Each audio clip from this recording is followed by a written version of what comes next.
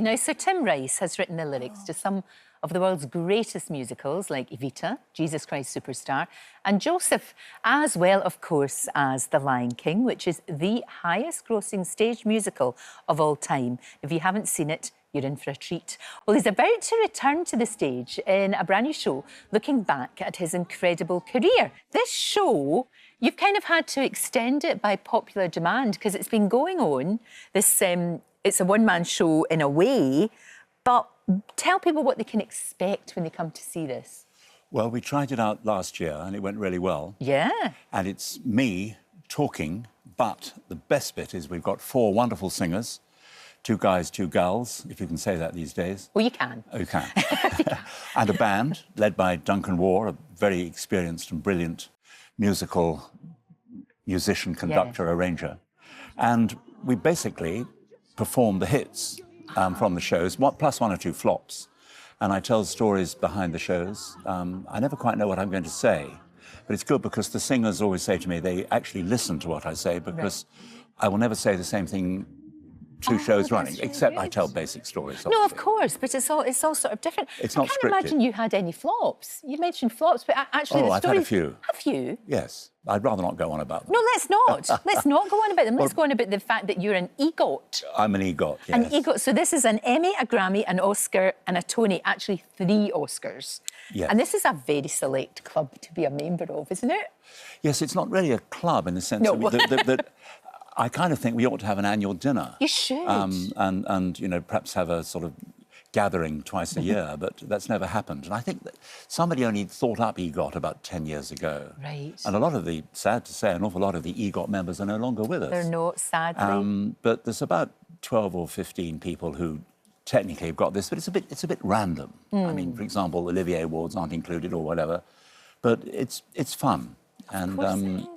I suppose the Oscars are the ones that most people know about. Yeah, 3 Oscars. Yes. Where do you keep all your awards? I keep them in a cupboard in Cornwall.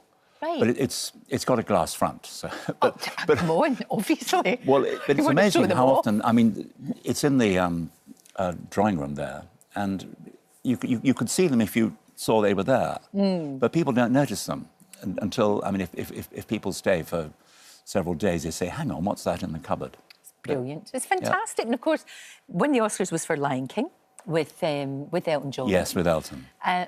That show, I mean, I cannot wait. I've got a little granddaughter and I can't wait that she's going to be old enough to watch the movie and see the stage show. But already I've played the music to her, even though she's only 3 months old. And isn't it wonderful when you see little babies reacting? Yes, it works for all ages. Music. I mean, the good fortune we've had with The Lion King is partly because it also appeals to adults.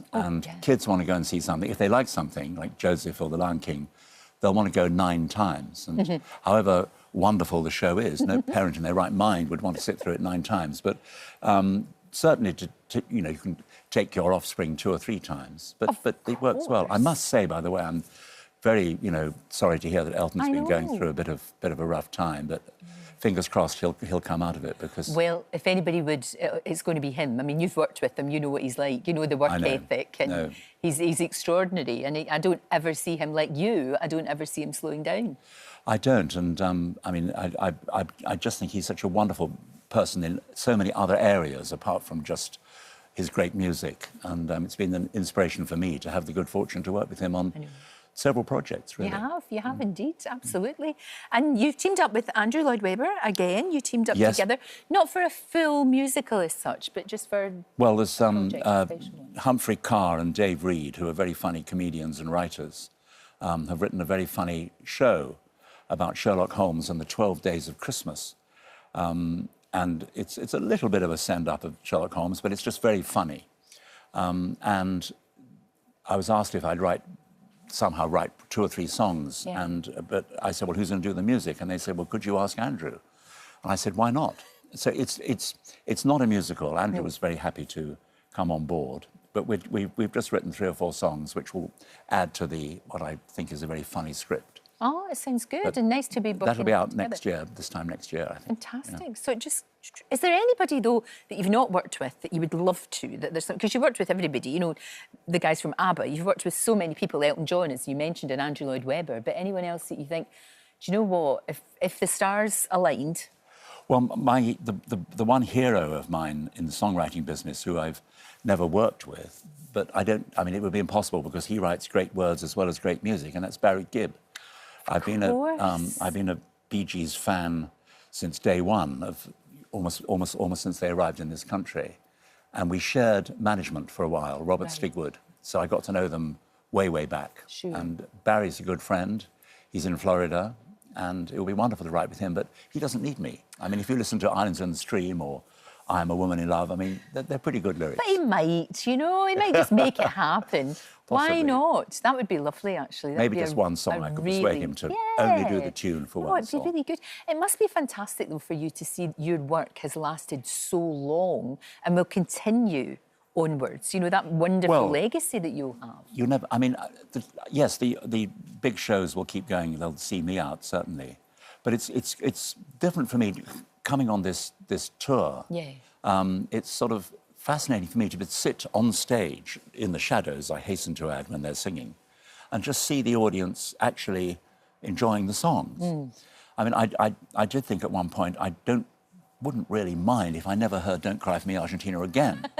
But I was sitting on stage last time around, earlier this year, and Shona Daly, who's a wonderful singer, comes on stage and sings Don't Cry For Me, Argentina, and I'm sitting in the dark behind her, and I could see the audience. And she sang it so beautifully. And I thought, actually, it's not a bad song. Oh, it really isn't a bad song. And when it's interpreted so well, then I can... It was quite nice for me to be reminded about the old stuff. Yeah. But we put in some new stuff as well, and there's about, I think, 22 numbers, of which most people would probably know about 15 or 16 of them. Of course, and know all the words as well. That's the thing. We all know the words to the songs. I cannot believe that you celebrated your 80th birthday. You're looking in fine fettle. Thank you. You really are. No, you really are. I mean, presumably you're never going to stop. Just keep going. Well, I'm working on one or two things at the moment. And this tour has been a new lease of life for me, because I hadn't really done that before. I'd done a lot of shows like this for charities. Yeah. Great, you know, and people always enjoyed it. People chatting, me talking about the songs, and then good singers interpreting them. And there's a lot of funny stories and a lot of tragic stories as well. No, not really. It's just fun to communicate, and people have reacted really well. No, and we always end up with Hakuna Matata, which they rather like. Obviously, and then everybody sings along. They sing along. It's a cracking song, isn't it? It's proper. Well, it's only about 3 or 4 lines, but it seems to work. It doesn't matter. Yes. It's wonderful, and we all know every single one of it. So good to see you. And the show My Life in Musicals, I know him so well. It's in theatres from April, isn't it? I think the first date is April the 11th in Reading. It's going to 31 places. We're going to Ireland, Scotland and Wales this time. That'll be brilliant. The Palladium on the London Palladium, I'm a bit worried about that. Why? Well, it's a big house to fill. No, you'll be grand. But that's on the 29th of April. Oh, that sounds brilliant. But last time we avoided London because we didn't know if the show would work. Right. But it worked so well. This time the producer said, you've got to go to London. You've got to go. It'll be grand. I'll be in the front row singing Hakuna Matata. You better be. Dressed as Pumbaa. Thank you very much. Well, that's a wrap for this video. We hope you enjoyed it.